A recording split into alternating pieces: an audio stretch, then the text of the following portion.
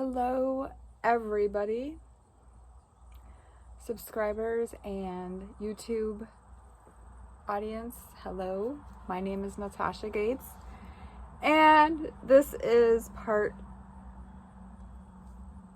3 of the video that I didn't think would exist, but is existing because I am now 10 days overdue for my due date.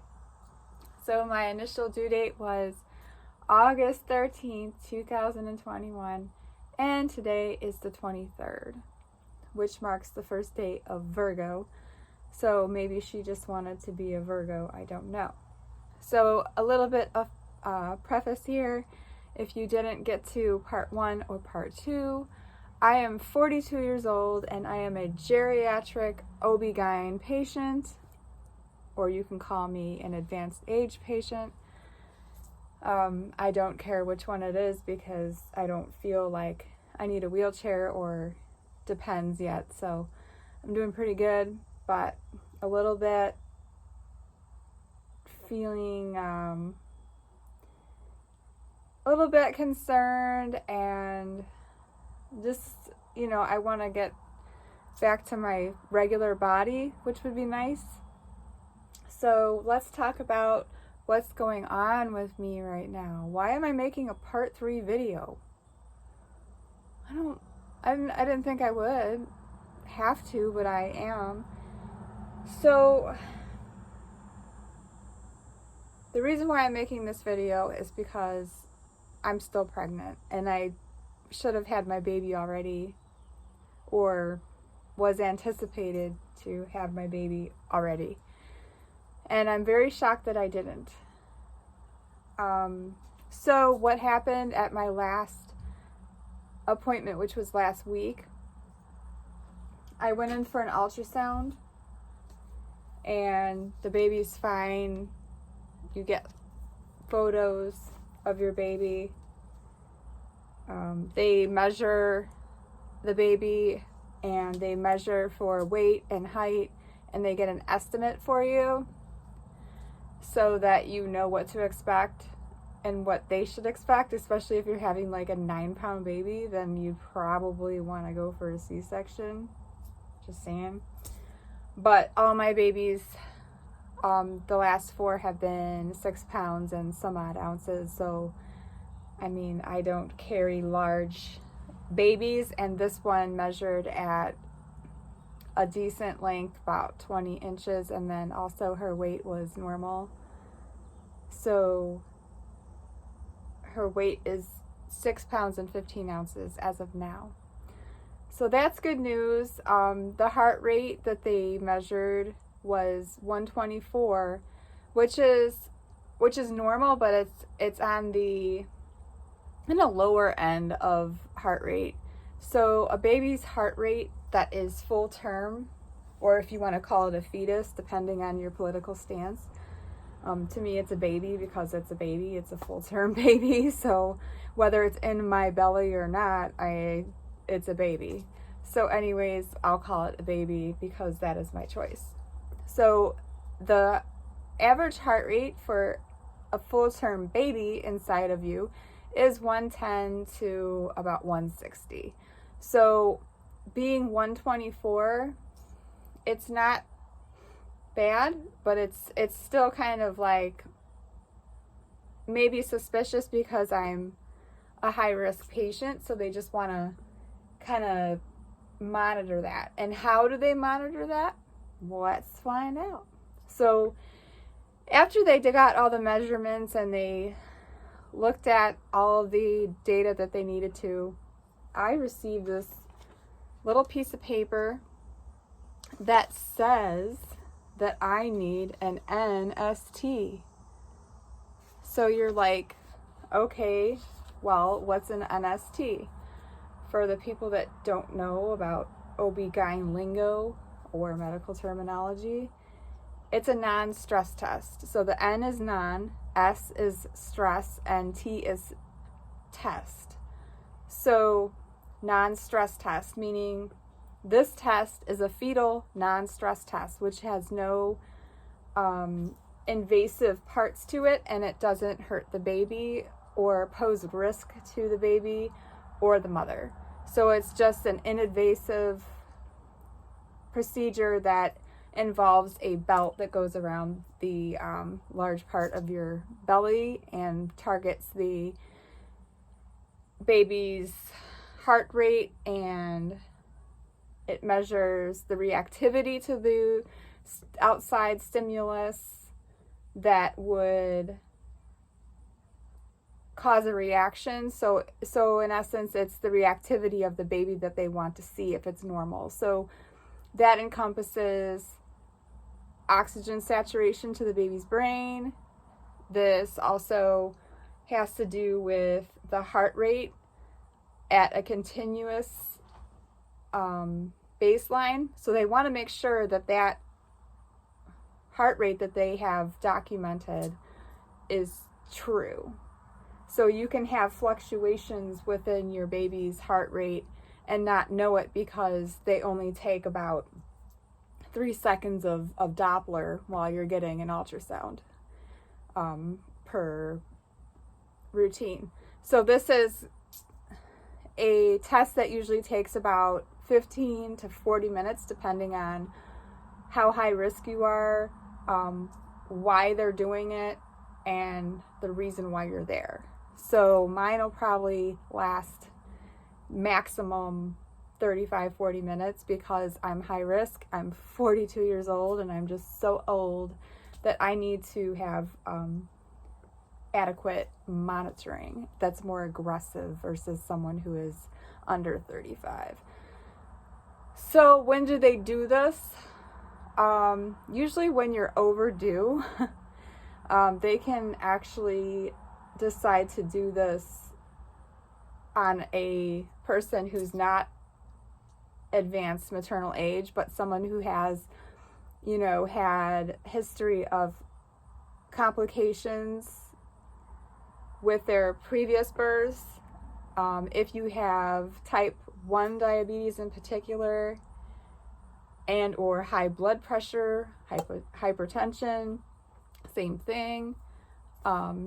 So if you're high risk and you're not like a super old person like I am at 42, you're still going to get ordered an NST because just because you're young doesn't exclude you from being high risk, if that makes sense. So if you have these conditions that warrant this test, you're going to get this test. It's not saying there's something definitely wrong with your baby. It's just, it's being aggressive with the monitoring here. So this is common for high risk patients, and they start doing this test 28 weeks and beyond. So they won't really administer this test unless there's something really, really wrong before 28 weeks. So I'm 10 days past my due date, and it's kind of making me nervous because I'm getting this test and I've never had something like this before. So I'm just like, okay, well, I hope that there's no indicators or flags that are kind of worrying my OB-GYN staff. And I looked at my results on my chart and I don't see anything that would, except that I'm advanced maternal age, number one, and number two, I did have an emergency C-section for my second child due to cord problems. And then I also had kind of like a lower range of the heart rate, which was 124, and that's what they caught within those few seconds. So they might want to just monitor just to make sure, again, like I said before, that my baseline heart rate for my baby is at a constant, if that makes sense. So other reasons why they might do this test for you is inadequate placenta function, or if there's something like peculiar with your placenta. Any kind of lack of movement, like if there's a change in your kick counts, or if you don't really feel the baby moving a lot and you report that, they're definitely going to give you this test. That happened to me with my second child, and I just felt him moving a lot less. And there was a complication because the cord was wrapped around his neck and his abdomen, which cut off the oxygen supply to his brain to the point where his heart rate was very slow. And it was an emergency. So, I mean, that happens. So again, like I said in my other video, just keep an open mind for what could happen and what can happen, and just, you know, let the team take control, because you're in control of what you can be, so let them be in control of what they know.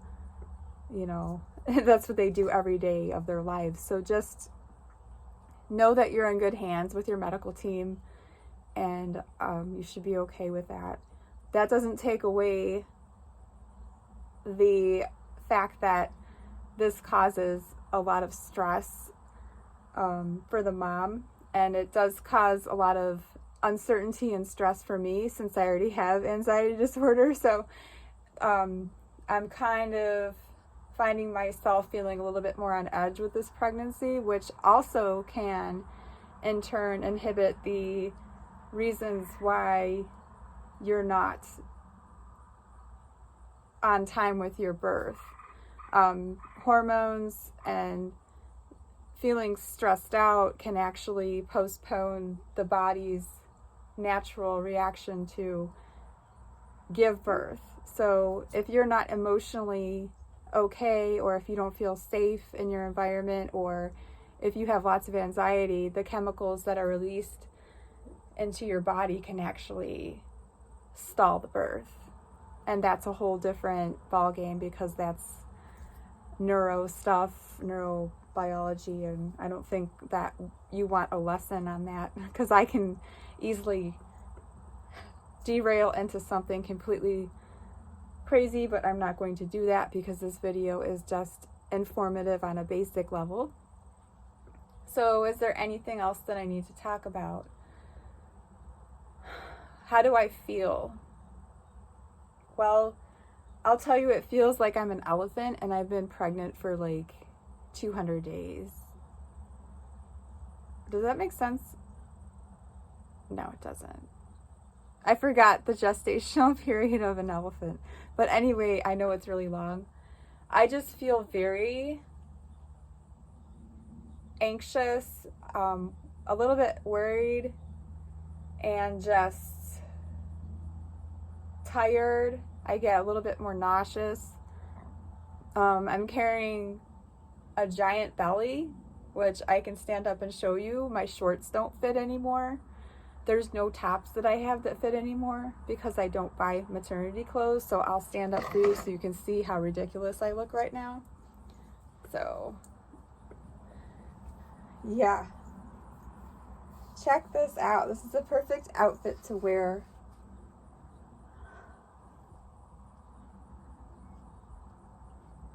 maybe to Walmart. So this is the baby in here, baby. And then I'm trying to be all sexy and wearing a halter top, but it's not working. So maybe this will help. I don't know. I can't button my shorts anymore. I think that says that, hey, it's time, it's ready, you know, let's have this baby. But yeah, I'm trying not to eat that much at the end here, because if you go into labor and you need a C-section, you don't want a full stomach, and you don't want to eat too much, because, you know, the process of birth, you don't want to like poop your pants or anything while you're having a baby. You want to make sure that you're cleansed out, and your body usually does that before it knows it's going into labor. So I've never had a problem with